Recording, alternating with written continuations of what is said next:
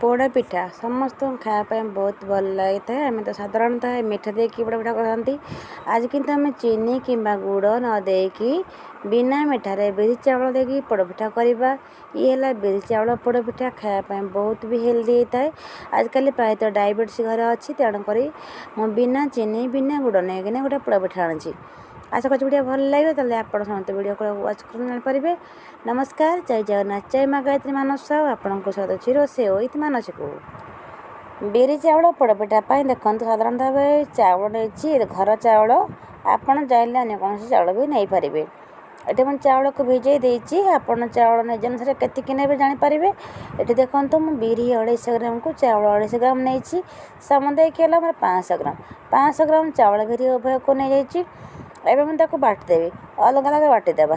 बाटिदेला बिरी की आम फेणीदेवा। फेणीदे बिरीटा बहुत बड़ा फेण आसता। देखो बिरी हो जाइए बटा पूरा पूरी चिकणारे बाटिदेवे। कौन कहना फेणीदेवा। फेणीदे या प्रथम आमर डाण चेष्टा बाटापी। ये देखो चावल ये नहीं जाइए। जदि आप बिरीटा को फेणेबे जेकोसी पिठा भी करूँ पिठाटी बहुत बढ़िया कौन स्पंज होता है।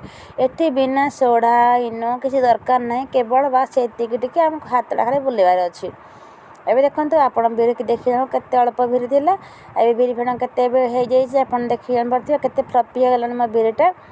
या भल फेणी गला आम चावल बाटी चावल को ये मिसईदेवा। आपड़ निज मुताबक अधिक कम बिरी चावल नहीं पारे। एवं देखो भले गोलैदेवा। गोलै देकी आम लुण देकी रखीदेवा एकाके। आपको चाहिए आप राति सारा रखीदे पारे कि 2-3 घंटा भी करेंगे। मुझे सागे सागे करी कहीं बिरीटा अधिक फेणाई मत किसी दरकार पड़ा ना सोढ़ा इनो कि राति सारा रखा किसी दरकार पड़ा ना। मुझे गोटे घंटा भितर पिठा ही करी आ बहुत बड़ा स्पंज भी बनी। आशा कर वीडियो भल लगे। जदि भल लगे नहीं please like comment share subscribe करूँ। सब्सक्राइब करा पाखे बेल भी अल कर दिंतु। बर्तमान रज भी पाखे आसला। आप रजरे व्यस्त हो पड़े। आम पोड़ पिठा करा मिठा करदे घर लोग खाई पारे। प्रायतः डायबिटीज घर समस्त अच्छी। देखो एमती बिरी चावल बाटिकी भी आपड़ से पिठा करें। आउ जदि वीडियो भल लगे नहीं शेयर ही करेंगे। एवं देखो मोर पिठौटी मोर रेडी हो गला। ये आपन को ये देखा जाऊँगी 2 घंटा रहीगला आहु बहलिया हो बहुत बड़ा फ्लपी हम। तापाई आम जो काजू किसमिश नड़िया कि भाजी ना जहाँ भी आम पाखे अच्छी सेटा को नहीं गले पोड़ पिठा पकड़े भल लगे। किंतु एटा जेहेतु बिरी पोड़ पिठा करी सजाइवाई नड़िया पाती टी नहीं जाइए भाजापी। या कभी भाजीदेवी आ कि काजू किसमिश की भाजापी मुझे नहींदेवी। किंतु काजूटा हूँ घर काजू दुकान काजू मुझे नहीं कहीं काजू गुड़ा आसला आम घर आ जहाद्वारा काजूटा मैंने निज गचर पड़ता से काजूटा को निजे भाजिकी छेचिकी बाहर कर कलरटा एमती कहीं किसी प्लीज खराब हेनी। ये काजू बहुत भल लगा खायापाई जेहेतु आम निजे होममेड कर काजूटा तेणुक यही प्रकार हम। आ प्रायतः मेसीन काजूटा सफा होता है तेणुक से सफा ही होता है। एवं देखो मोर गोटे काजू किसमिश मोर रेडी हो गला भाजवाटा। आसतु आम तो बिरी आम बाटिकी रखी देखा।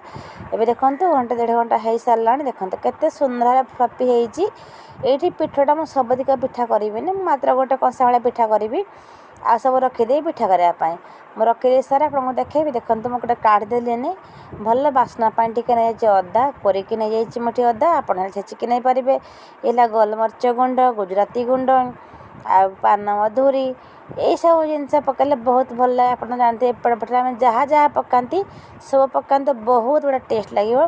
अल्प टिके देखो नड़िया खंड पकई आउ नड़िया ये देखो जो नड़िया भी कोरा भी पकाज ता सहित कहीं पूरा दबा नड़िया कोरा पूरा देव नड़िया भाजिकी नहीं जाइए।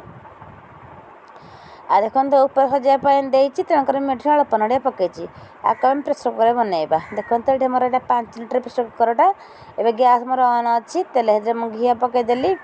घी गोटे गरम हाँ छाड़ीदे छाड़ा द्वारा प्रेसर कुकर ताती जाइए पकईले पिठाटी बहुत बढ़िया ही हम। अभी देखो जेहेतु पोड़ पिठा आप भी कड़े भी करें कि आम आजकल तो निआ तो आम पाखे ना तेणुक आम ये सब गैस ये सब जिन जिनस करुचे जब निआ थी उपर जिनस देकिना पतर देकिन भी निआ पकई पारे। कि देखो आम डायरेक्ट करवा प्रेसर कुकर ଏବେ ଦେଖନ୍ତୁ ମୁଁ ଅଳ୍ପ ଅଳ୍ପ ଦେଇକି ମୁଁ ଏଠି ନଡ଼ିଆକୁ ଗୁଡ଼ରେ ଭାଜି ନେଇଯାଇଛି। ତାକୁ ଏବେ ଟିକେ ପୁର ଆକାର ଦେଖନ୍ତୁ ଦେଇଦେଲି। ପୁର ଦେଲେ ବହୁତ ଭଲ ଲାଗେ। ଆମେ ମିଠା କିଛି କରେନା, କେବଳ ଏଇ ଯେଉଁ ନଡ଼ିଆଟା ଭାଜିଛେ।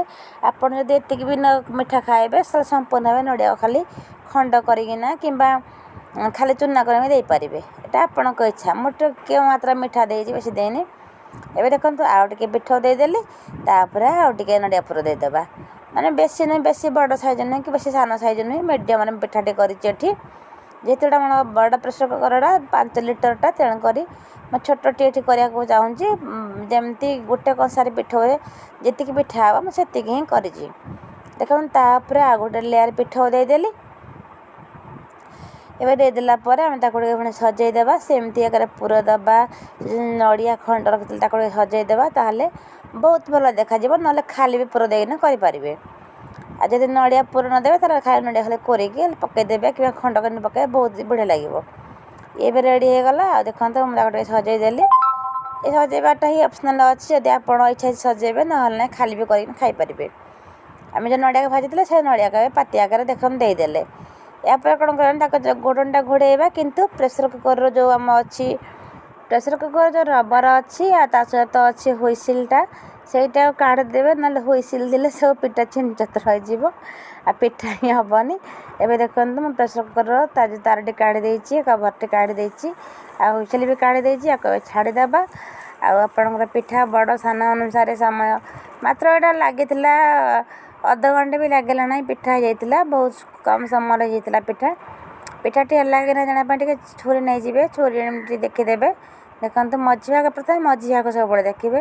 ମଝି ଯଦି ଟିକେ ଲାଗୁଛି ତାହେଲେ 5 ମିନିଟ୍ ପାଇଁ ଛାଡ଼ିଦେବେ। ଆମର ଏଠି ପିଠା ହିଁ ରେଡ଼ି ହେଇଗଲା। ଆଶା କରୁଛି ଆପଣ ରଜରେ ଏମିତି ବିରି ପିଠା, ବିରି ଚାଉଳର ପୋଡ଼ପିଠା କରିକି ଲୋକଙ୍କୁ ଖାଇବା ପାଇଁ ଦେଇପାରିବେ ନିଜ ଘର ଅନୁସାରେ।